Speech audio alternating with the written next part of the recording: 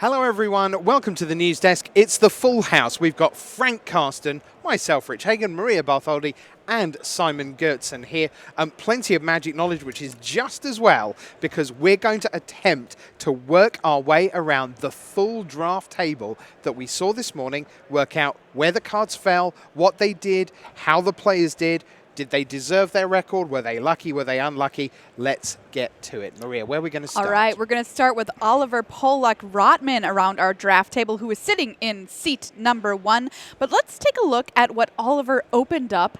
And I have to say, Rich, it was a bit of a bomb. So let's take a look at the first pack. Here you go. And your eye is drawn immediately, of course, to Sarkhan the Masterless. And of course, this is what Oliver took out of this pack. The card is just stupid. I had it in a draft last night. 4/4 flying dragons attacking everywhere. Let's take a look at what Oliver picked up in pick number 2 here. And the answer is Spell Gorger Weird. Goes well with Sarkhan, and maybe we're thinking blue-red spells. Let's find out where he went for pick number 3. And in fact, picked up a Lazotep Reaver here. So he went with a black card here, kind of a speculative pick.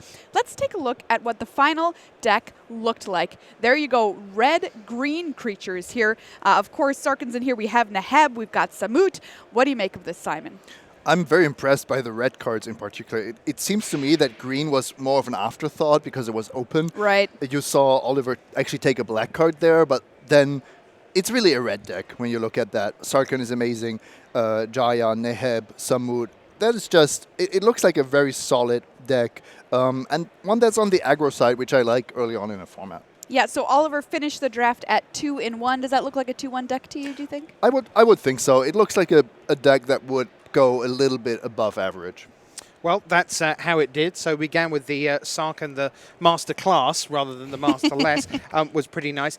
Next round the table, we'll show you that table again. We go to our first of our MPL players. So this is Shahar Shenhar, 2-time world champion. Let's open up his first pack and see what we've got to look at. Now, obviously, so many things you could choose. Interestingly, Shahar goes straight to a dual color card, and this is Soul Diviner. Then we go to pick number 2, and again, although it's not going to be a gold card, it is going to be a mana constraining card, which is pretty interesting in that we've got Bleeding Edge, double black in the casting cost, so it's very heavily black, difficult to cast, but it does at least get rid of a creature, and you also get to amass 2 out of that. And then pick number 3. Let's take a look at that for you.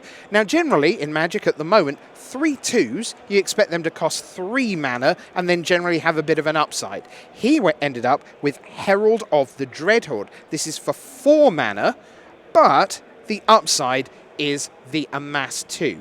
So that was his open. Then we get to his final deck. Let's show you where he went. We clearly, the Soul Diviner opening up front gave you that blue-black signal. Frank, run your eye over this deck for us. How did it end up? It looks pretty good to me. Soul Diviner just puts you in blue-black, which is a Mass archetype, and there are so many ways to put counters on your permanents in this format, ranging from the random Amass cards to just Planeswalkers. See, 2 Kaya, Bane of the Dead, which is... Yeah, how about that? That is pretty powerful. It's basically killing 2 of the best creatures on the table over the course of 2 turns. And with plenty of 1/4 creatures, Shahar has good ways to protect his Planeswalkers as well. He went 2-1. Simon, do you think the kind of Soul Diviner Kaya interaction, is that something that you plan for, or is that just a cute little bit of cherry picking on top? Are you thinking you might get to do that once in the whole draft, or is that central to a plan? It's somewhere in between, I would say. Okay. The thing is, Soul Diviner is exactly that good because of these interactions, right? Because you know there will be these counters to take away without having a big loss. Sometimes it can even be an advantage to put your Kaya in your graveyard and to return it afterwards. Okay. All right, Maria. let's continue our way around the table, find out who is next. That's right, it's a member of the MPL, Paulo Vitor Damaderosa here. And he was one of our featured drafters, so if you got a chance to watch, you know what happened. But let's review what he had here for Pack 1, Pick 1. Some good options here for Paulo. Obnixilus's Cruelty, maybe he's thinking about that. One of the best black commons, I've heard that been called. Prison Realm, excellent removal spell. But in fact, We're going to take the power here. Tolsamir, Friend of Wolves, pack 1, pick 1 for PV DDR. Let's move on to pick number 2 for him here and see what he follows it up with. Another Planeswalker here, perhaps tempting him, and yes, he does go with Jiang Yangu. An excellent way to ramp yourself, add counters to the board. And finally here, pick number 3. Paulo decides to go with Dread Horde Arcanist, so dipping into red a little bit with pick number 3. And let's find out what his final deck looked like. Green, white, Proliferate. And this is an archetype, Simon, I've heard the pros say they like. Did it look powerful? What did you see?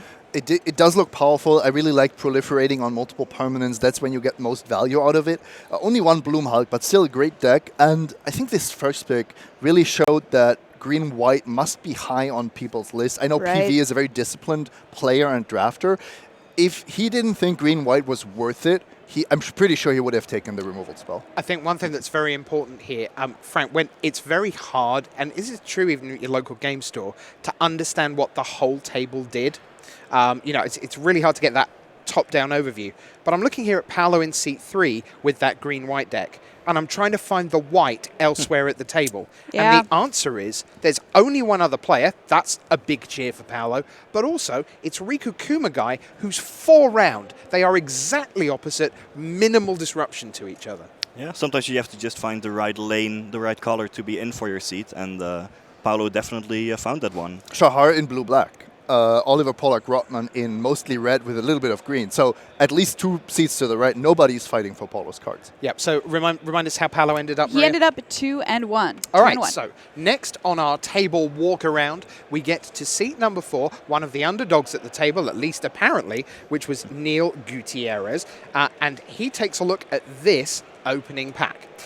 Now, I hope this is all right with everyone, but anytime you say the name of the card he picks, I think you have to say it's Angrath, Captain of Chaos. Because, let's be honest, he's menacing. Oh, boy. Right? Okay, so I think we can all agree on that. Good. So let's move on to pick number 2 for Gutierrez. This is a pretty straightforward meat and potatoes removal spell. Down at the bottom right, it's Obnixilus's Cruelty, -5/-5, and a very important clause as well, the idea of not just putting it to the graveyard, but exiling it if it's going to die. Off it goes, more or less permanently. Then we get to pack number 3, and let's show you what he went for there. And once again, we're going to see some damage, this time to any target, the very reasonable Rouse Outburst, and of course it replaces itself. So we'll take a look at Neil's final deck, and he is going to end up looking at blue-red, and we don't actually have every card there in the deck list, but let's come out from there. And Frank, let's just talk in general about the blue-red deck. So bring it back to the desk for us, and just tell us about blue-red. So in this format, blue-red is often a spells-based deck with several creatures, the weirds that work well when you have a bunch of instants and sorceries in your deck. Also invade the city, the blue-red gold card gets better the more of those card types you have in the graveyard. Well, we didn't really see all that much, but there were a couple of spells as well as creatures that benefit from it. So, yeah. Right, now I believe he ended up with all the Spellgorger weirds. I think he had 4 in his final deck. I think that's how he ended up. And he was set up to be this kind of Grixis, whatever it ended up with, lots of removal. When you open your pack 2 and you see 2 premium removal spells, your first instinct is, what did the guy to my right take, right? Right. That shouldn't happen. And then you see the well, the rare was missing. No, so the Planeswalker was missing. yeah. So that's the specialty of this format, I think. Okay, 1 and 2 for Neil Gutierrez. Back we go, Maria. We're halfway round. Who's in seat 5? All right, in seat 5, we've got Joe So of Malaysia. Let's take a look at his pack 1, pick 1. There you see his pack. What would you pick? Think for a second. He chose Eternal Skylord, an excellent card there. A 3/3 flyer for 5 and a mass 2, and your other zombie tokens have flying. So a really excellent pick there. Pack 1, pick 1, pickable card for sure. Let's move on to his second pick here. And we're going to keep things on theme, choosing Tamio's Epiphany, which is just an excellent draw spell. So scry 4, then draw 2 cards for 4 mana. Great rate there. And moving on to pick number 3 for Joe here. Solid removal spell in the form of Prison Realm. So what did he end up with? Let's take a look at his final deck. blue, black, and we're splashing a little bit of white here for some really excellent cards in Divine Arrow, Prison Realm, and Elite Elite Guard Mage. What do you think, Simon? I love it. Yeah. I love the first pick because it says, I know what's important in this format. Exactly. And it's evasion. Yeah. So I'm not going to pick the rare, I'm not going to pick the Planeswalker. I'm going to pick a 5-drop that in other formats wouldn't be that great. And here you see, if you look at his deck overall, he is, and I'm not surprised because we're talking about Joe So, it is really a high-level approach to the format, even though we're actually playing a pre-release. I love it. You can tell just from these picks that he has played this format, he has practiced a lot, and he knows what's up. And in fact, he really does. Finished 3-0 in the pod. Doesn't surprise me in the slightest. With 4 copies of Aven Eternal, it is just one of the better 3-drops, at least at common in the format. Evasion indeed is huge, not only to attack Planeswalkers, but also because there's just so many high toughness creatures and amassing armies that clog up the ground. Being able to fly over is of the utmost importance in this format. One thing though, Maria, I think we can agree that flavor is fantastic in this set. Absolutely. But in Joe's deck, totally lost. He totally didn't. Well, that was for his opponent, you know. Oh yeah, it's like, hey, you, my friend, have totally lost. Yeah, that's when you cast it. Okay, And then you win. and now I understand the Yeah. flavor better. All right, thanks, Philthip. Yeah, I actually heard that Oliver Tew managed to draft He a theme did. deck with 3 copies of Fibblethip Right. It was and 2 great. totally lost. It was Yes. awesome. That's fantastic. A+. All right, back round the table we go, and let's go to our player of the year. This is Luis Salvato, sitting in seat 6. And my word, let's take a look at his first pick for you. And, well, I'm a blue player, so I go looking, have I got anything nice in blue? I have. I've got to commence the end game, and that's going to be his first pick. It can't be countered. It's going to draw at least 2 cards, and then amass. So then we move on to pick 2. And this time we go, oh, okay, from double blue, we move to red, red, green with Living Twister. Now, the thing about Living Twister is it has a certain inevitability to it because you're going to play 16, 17, 18 lands, probably 17 or 18.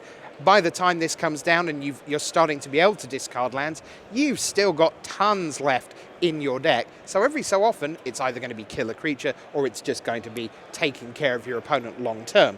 And then the third pick for Luis Salvato, we're going to see Command the Dreadhorde. There we are. And Frank is waving his arms in the air and going, what's that about? Now, of course, it gets cards back from graveyards, any graveyard, so it can get into your opponent's action there for the low cost of all the converted mana cost life points in the world.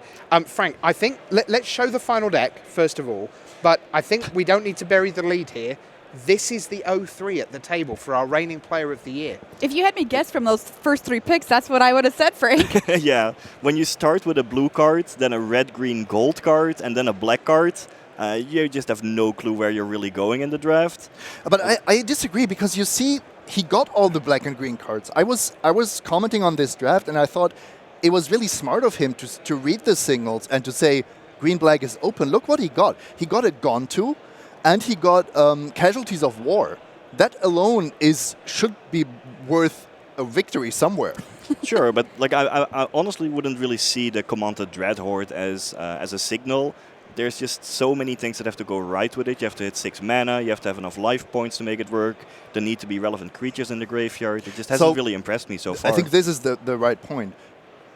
Somehow, Luis, as much as I think in navigating well, his card evaluation seemed to be a bit off. Because there's only that many 6 mana rares that you want to pay life for. And I think Bolus's Citadel and Command the Dreadhorde should just not have made his deck. He should have picked a decent Death Touch creature or anything really above it. Honestly, when I have these 2 cards in a practice draft, I would just love to try them out because it could be pretty sweet. But yeah, it is a bit dangerous to try these out here at the Mythic Championship. And it's not necessary if you have gone to and a bunch of other bombs already. Mm-hmm. Yeah, so Luis Salvato, Player of the Year, 0-3 to open up Mythic Championship London. We have 2 more players, Maria. All right, Riku Kumagai is where we head next around the table. Let's take a look at Pack 1, Pick 1 for Riku here, there's a look at his pack that he opened, and of course takes Angrath, Captain of Chaos. Did I do that right, Rich? You did. That was beautiful. All right, let's look at pick number 2, and takes another Planeswalker, Nahiri, Storm of Stone. It doesn't have the same ring to it, but, you know. And but that's because she's not menacing. no, right? but she is first strike. She gives things first strike. She makes things good. Yeah, but yeah, yeah. But no, if you're going to do that, then it's going to be, Nahiri, Storm of Stone. Okay. Because you're giving I get first it. strike, so it's quick. Right? It's like, get in there first. All right. All right. For all future times I say the Nahiri, card, Storm of Stone. you've got it. Yeah, okay. There we go. Let's take a look at pick number 3 for Riku here, and it's one that I quite like. Trusted Pegasus is going to be the pickup here. A card we've mentioned a lot. Evasion, very important in this format. Let's take a look at its final deck. Red, white, aggro. What do you think, Simon? I love it. 4 Trusted Pegasus. Yeah. If one's good, what about 3 more? We've been saying this about this format from the beginning. I mean, if Planeswalkers are good, Evasion is good. And Trusted Pegasus, I really like the synergies. Lots of 2-drops. The Makeshift Battalion, even though it's not a great card, it is pretty good if it gets flying and gets those counters around. Frank, do you love this one? Are we going to get a Trusted Pegasi out of you? No, I like this deck a lot as well. I love following up my Trusted Pegasus with Goblin Assault Team, right? 4 power haste, Yeah, immediately gets absolutely. flying. I love it. Also, indeed, lots of evasion, which is important in this format. And I also liked how he started with 2 hybrid planeswalkers. They just keep your options nice and flexible. You have powerful cards and can just go wherever the colors fall. Yeah, so it feels like with 1 and 2, maybe that'll be a 1 and 2 that's particularly disappointing based on the deck that we've seen. But we have to keep in mind, this was one of the toughest tables at this event. Oh, for sure. So yeah. if you are not one of the 3 MPL players, and even if you're Joe So or Oliver Pollack-Rotman with a ton of experience, this is not a table you are happy about. Right, but I mean, Riku's a terrific player as well. We've got one more to show you, so let's show you the table for one last time. As we head on round, we get to Sergio Preto, who was passing to Oliver Polak-Rotman. Let's show you quickly what he opened up with. He began with Saheeli Sublime Artificer, which in theory produces 1/1s, but only if you can really deliver on the non-creature spells. Then pick number 2, well, what we're going to see here is some Widespread Brutality. Black and double red up at the top right there. Widespread Brutality was the pick. And then pick number 3. Well, this is a pretty ordinary third pick, to be honest, from potentially a pretty ordinary booster, I guess. Lazotep Reaver, 1/2, it amasses 1. You know, I mean, it's 2 mana. Fair enough. Let's take a look at the final deck. It's black-red, very low to the ground, plenty of 2-drops, a ton of 3s, not very much up the top end, just a couple of 6-drops you see Invading Manticore and Bond of Passion. Frank opened up 0-2, clawed back by beating Luis Salvato in the final round to get the first win for Preto. What do you make of the deck? There's some good and some bad aspects about it. The bad is, well, first of all, you're not even playing the Saheeli, your first pick, and that is because you don't really have many spells to trigger it. There are hardly any removal spells in this deck, which means that Sergio might have had some trouble dealing with opposing creatures. The good aspect of this deck is that I think it is a nice example of what Red-Black is trying to achieve in this format. Just sacrifice a bunch of creatures to Dreadmalkin or Uncrop Invader, trigger your Mayhem Devil, and he has several fodder creatures, like multiple Lazotep Reaver, to create multiple bodies for sacrifice. It does look a little bit like Sergio knew exactly what Black-Red was supposed to do, so he drafted his deck around this ideal, but ultimately the power level is not really that high. All right, so 1 and 2. Reminder that the 3-0 was Joso, the 0-3 was Luis Salvato, the 2-1s, Oliver Polak-Rotman, Shahar Shenhar, and Paolo Vita, Dama De Rosa. That's our look at the feature table today. We'll do all the limited coverage again tomorrow. But when we come back, it's time to put the 40-card format away and turn our attention to Modern.